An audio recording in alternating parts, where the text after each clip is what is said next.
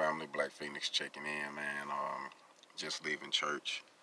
I went in today, this morning to get some answers, man. I've been having a lot of stuff on my heart here lately, and I wanted to go and actually sit around some more believers and actually hear a word from God, and I know that He would deliver it regardless if the person knew that they was directing it to me or not. And needless to say, I got my answer. Like plain as day, man. God is good. It's crazy how someone else never know what they speak into your life, but at that moment it might just be exactly what you need to get you over that hump. You know what I mean?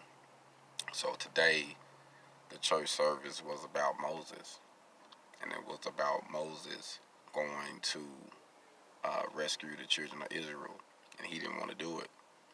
Um, he was real hesitant. So if you want to check it out, it's starting at Exodus chapter 4. You should just read the whole chapter 4. It's a very interesting chapter.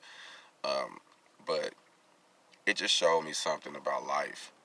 Um, we all have gifts, and we have to be willing to let certain things go to help others and to really empower ourselves. So I would just like to say, man, today's service was couldn't have been on point. Like it couldn't have been better. You know what I mean? Like it hit the nail, and I needed it. So I just wanted to share it with you, man. If you're going through something and you feel like you need some answers, man, or you got something personal that you're trying to build and you don't understand why things are going the way it's going, sometimes you have to get around someone, a person of God, who can actually speak life into you. They probably don't even know that they actually speak into you.